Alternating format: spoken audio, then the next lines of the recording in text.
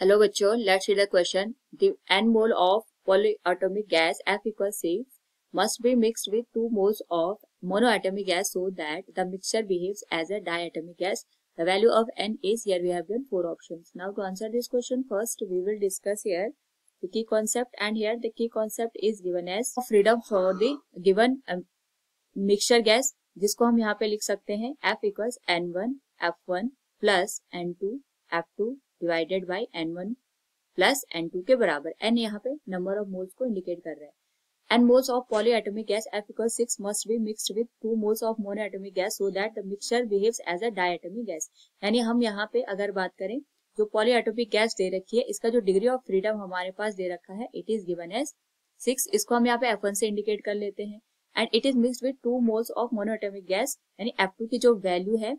Now according to the question हम दो gases को मिक्स कर रहे हैं. एक में नंबर ऑफ मोल्स n है, जिसका डिग्री ऑफ फ्रीडम हमारे पास 6 के बराबर है, यानी F1 की वैल्यू 6 के बराबर होगी.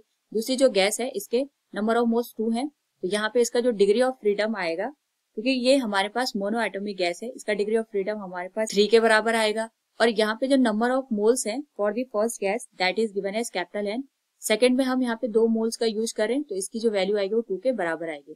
और इन दोनों को मिला करके जो गैस हमें मिल रही है, उसका जो यहाँ पे बिहेवियर है वो डायटोमिक गैस का है. यानी हमारे पास यहाँ पे जो नंबर ऑफ मोल्स होंगे उस पर्टिकुलर केस में उसका जो डिग्री ऑफ फ्रीडम हमें देखने को मिलेगा इक्विवेलेंट का, दैट इज डायटोमिक. और डायटोमिक के लिए हमारे पास जो डिग्री ऑफ फ्रीडम होता है वो 5 के बराबर होता है. वैल्यू पुट कर दे अगर, ये बनेगा n इंटू 6 प्लस N2 की वैल्यू आएगी 2 के बराबर, F2 की वैल्यू आएगी 3 के बराबर, divided by N1 plus N2, तो ये आ जाएगा n प्लस 2 के बराबर. तो वैल्यू आ जाएगी 5 equals 6 into n plus 6 divided by n plus 2.